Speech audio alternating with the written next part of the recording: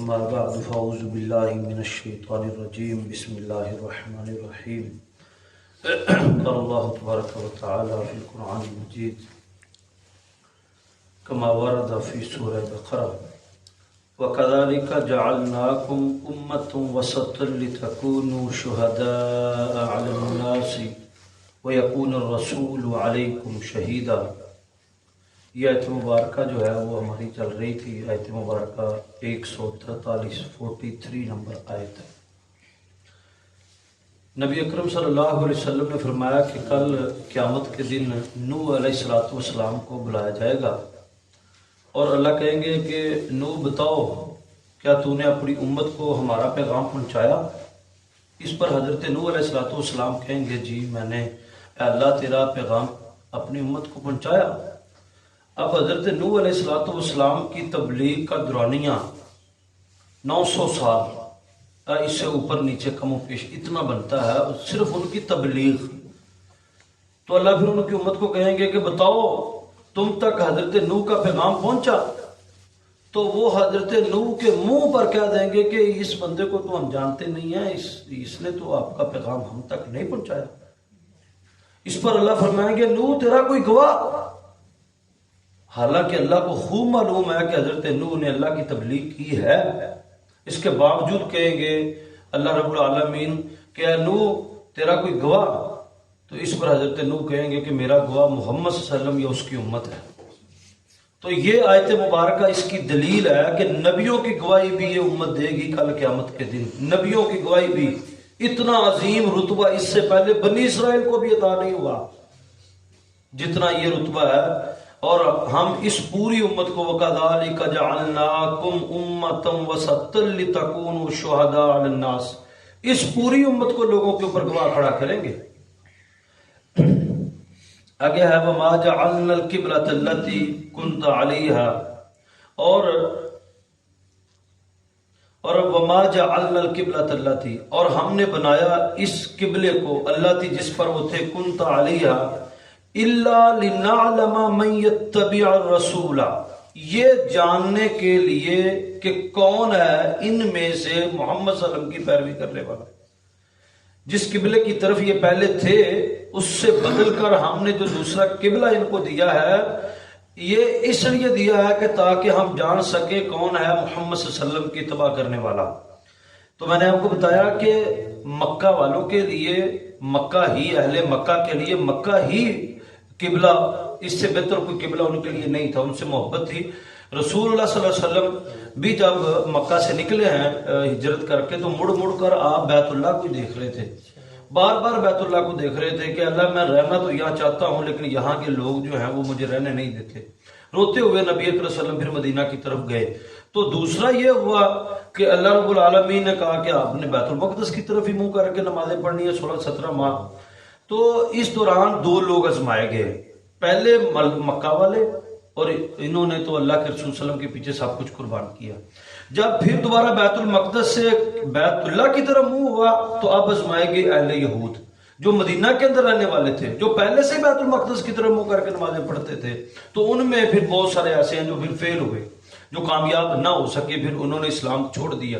پھر اس کے بعد پھر اللہ رب العالمین نے کہا کہ اب مرتد کی سزا جو ہے وہ قتل ہے, تاکہ اللہ لنعلم, تاکہ اللہ جان لے من یتبع الرسول, کون ہے تم میں سے رسول کی اتباع کرنے والا, ممن ینقلب علی عقبیہ, اور کون ہے جو اپنے ایڑیوں کے بل پیچھے بھاگنے والا ہے, اپنے پیروں کے بل پیچھے بھاگنے والا کون ہے, اور باقاعدہ رسول کی پیروی.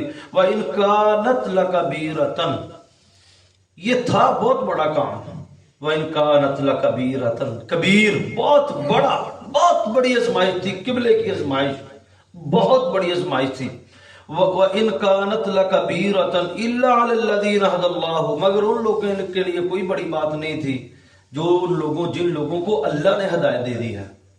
اللہ رب العالمین نے ان کو کہا تھا کہ اس طرح منہ کر کے پڑھو تو انہوں نے اس طرح منہ کر کے پڑھی, اور اللہ نے ان کو کہا کہ اب تم اس طرح منہ کر لو تو انہوں نے اس طرح منہ کر لیا. دائیں جانب بائیں جانب مشرق جانب مغرب جانب. تو اللہ نے جن کو ہدایت دی ہے ان کو پتہ ہے یہ اللہ رب العالمین کا حکم ہے.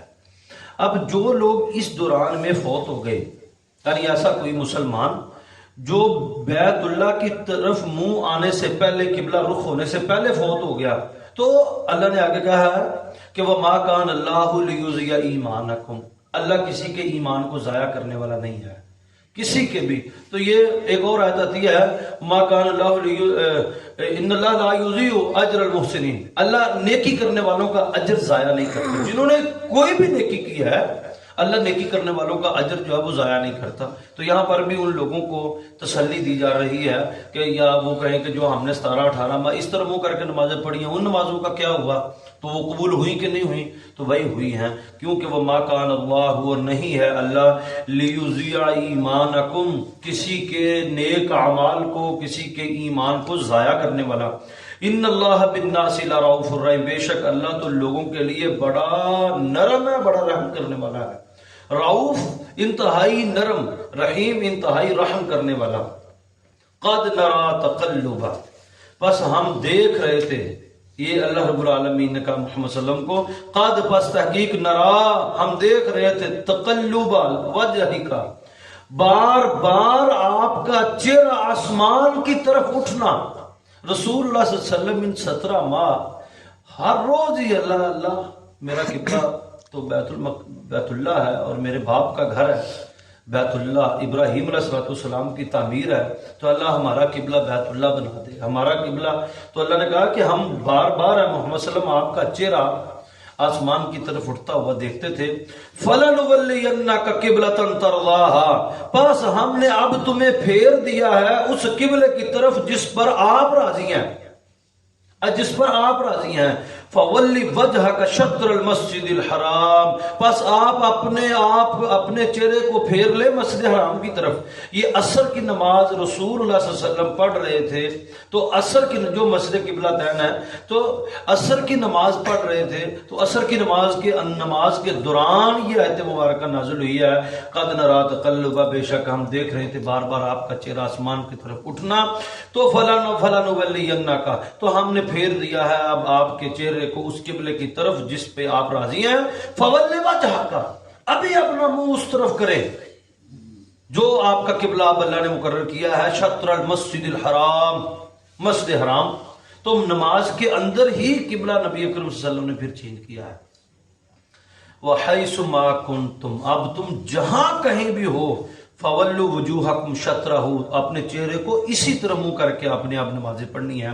وَإِنَّ الَّذِينَ أُوتُوا الْكِتَابَ، اور وہ لوگ جن کو کتاب عطا کی اللہ نے، لَيَعْلَمُونَ أَنَّهُ الْحَقُّ مِنْ رَبِّهِمْ، وہ خوب اچھی طرح جانتے ہیں کہ یہی ان کے رب کی طرف سے حق ہے، کیونکہ تورات اور انجیل میں یہ چیز مینشن تھی، بات تھی کہ جو نیا رسول آئے گا اس کا قبلہ بھی چینج ہوگا، یہ والا قبلہ نہیں ہوگا، کیونکہ یہود و نصارہ تو بیت المقدس کی طرف منہ کر کے نمازیں پڑھتے تھے۔ یعنی اتنی واضح نشانیاں اللہ رب العالمین نے اہل کتاب کو بیان کی تھیں اپنے آخری رسول کے آنے کی، کہ قبلہ بھی اس کا چینج ہوگا، تبدیل ہوگا ان کا قبلہ۔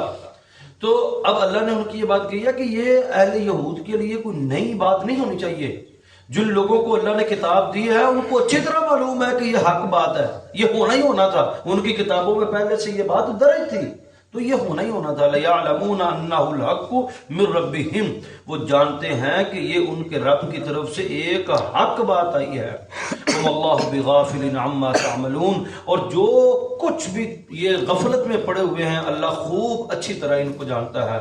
یہ جو غفلت میں پڑے، اچھا غافل ہونا اللہ کی سائلنٹ پنشمنٹ میں سے ایک پنشمنٹ، اللہ کے عذابوں میں سے ایک عذاب غافل ہونا، کہ اللہ اس کے دل کو غافل کر دیتا ہے، اللہ اس کو نماز سے غافل کر دیتا ہے، اللہ اس کو صبح جلدی اٹھنے سے غافل کر دیتا ہے۔